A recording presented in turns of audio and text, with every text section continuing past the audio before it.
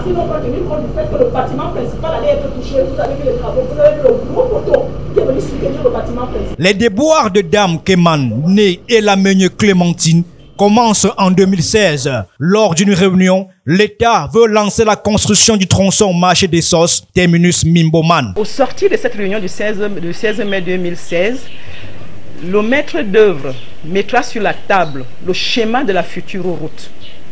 Et il a demandé à tout un chacun de venir reconnaître l'emplacement de son domicile. Nous autres lui avons dit que nous ne savons pas lire les plans. Et il nous a posé la question, vous êtes où?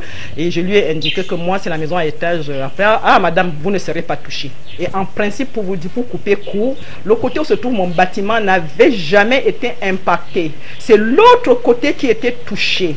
Pourtant, à l'issue des travaux topographiques effectués sur les lieux, elle a été mise en demeure de reculer pour cause d'empiètement. On est venu à poser les croix de Saint-André. On a d'abord le croix de Saint-André sur mon bâtiment. Après avoir posé les croix de Saint-André sur le bâtiment, quelques temps après, ils nous ont appelés pour nous servir des chèques. C'était un chèque de 12 millions. Le premier chèque de 12 millions, et pour 12 millions, avec un bâtiment rasé, un bâtiment secondaire rasé et un bâtiment principal touché. Vous avez vu le bâtiment, je n'ai pas pu achever les travaux parce que le montant était dérisoire. Son malheur ne va pas s'arrêter là. Le 7 août 2019, alors que grâce aux fonds perçus, elle était en cours d'achèvement des travaux de réfection de la partie restante de son immeuble démoli à partir des balises de démolition encore visibles sur le terrain. Donc vous voyez là, c'est la limite qui est restée. J'avais demandé à mes techniciens de ne pas enlever ces demi-poteaux pour montrer que j'avais respecté le tracé. Et vous voyez que la délimitation de la communauté urbaine par rapport au tracé est respectée et mon mur est derrière. Elle a été surprise de constater qu'en date du 12 septembre 2019, des nouvelles croix ont été apposées sur le nouveau mur, lui imposant un nouveau recul de 2,80 mètres vers l'intérieur du bâtiment, déjà déséquilibré. Lorsque la communauté urbaine passe le 12 septembre pour maintenant, avec leurs engins, pour maintenant casser ceux qui n'avaient pas obtempéré, ils sont venus, ils ont juste tiré la partie qui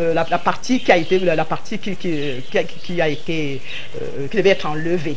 Et ils n'ont rien dit, le technicien a fait la main comme ça veut dire que j'ai respecté la limite et tout.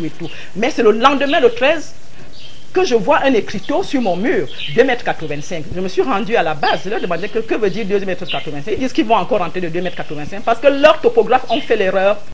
Fin de l'histoire, loin de là. Le 9 avril 2020, elle reçoit un autre procès-verbal de mise en demeure contenant sommation de dégager. C'est le début d'un nouveau point de discorde. Ils disent maintenant que non, c'est une deuxième casse. Et moi, je leur demandais comment la deuxième casse ne concerne qu'un bâtiment. Quel est cet acharnement sur un bâtiment? C'est désormais un spectacle désolant qui s'offre à la vue des passants. L'immeuble de Clémentine Elamegne, qui a subi des modifications, est en piteux état. La base de la structure de l'immeuble est bien endommagée, combinée à un mauvais drainage pour évacuer l'eau autour de la fondation. Des changements inquiétants sur la maison, des signes qui ne mentent pas et qui prouvent assurément que la maison est déjà bien instable. Avec 10 boutiques. Le bâtiment secondaire, je parle du bâtiment secondaire parce qu'il y a un bâtiment secondaire et un bâtiment principal. Le bâtiment secondaire avait 10 boutiques et 2 appartements. Ces boutiques me rapportaient une somme de 800 000 francs mensuels. J'ai pris ma retraite et je savais que j'allais vivre de cela. Maintenant, depuis 4 ans, je suis sans ressources. Je n'ai plus rien.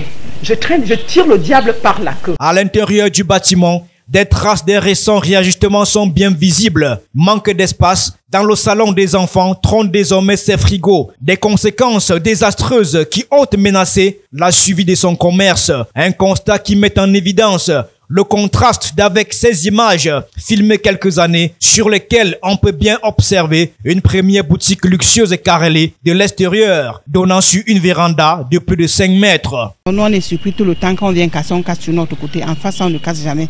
La première fois qu'ils ont mis les tracés, en face on devait casser peut-être de 3 mètres. Mais à la grande surprise, on est revenu changer. On a plutôt basculé tout de notre côté. L'affaire semble néanmoins plus complexe qu'elle n'y paraît.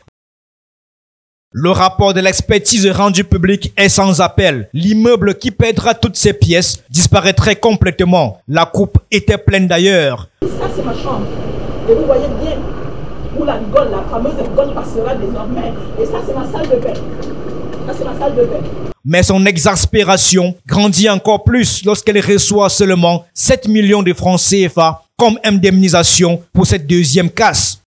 7 millions ne représentent rien. Imaginez-vous un R plus 1. On vous donne 7 millions, c'est pour quoi faire. Et puis surtout, vous savez que c'est un bâtiment. On l'a bousculé une première fois. Est-ce qu'il faudrait encore venir bousculer le même bâtiment une deuxième fois, 2 ans après?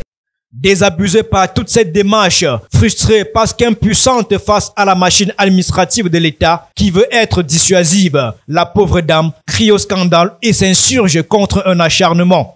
Un acharnement bien partagé par le chef de bloc numéro 2 du quartier Essos Sud.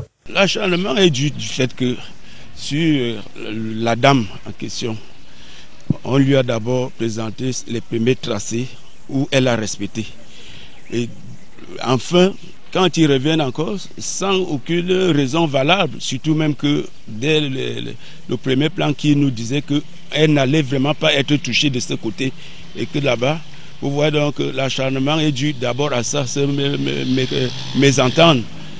Donc, et ça aussi sa place parce que l'évaluation de sa concession, à mon avis, tel que, bon, je vais parfois de temps en temps suivre, ça n'a jamais été bien évalué pour commencer. Sur quelle loi a-t-on fixé l'indemnité de dame Kéman, née Elamaigne Clémentine? Un lourd chagrin qui accable visiblement cette dame à la santé fragile. Elle ne paraît plus trouver sa place dans son appartement, réduit à zéro, devenu sombre et surchargé, alors que la prochaine casse est annoncée dans les prochains jours. Tout un mystère.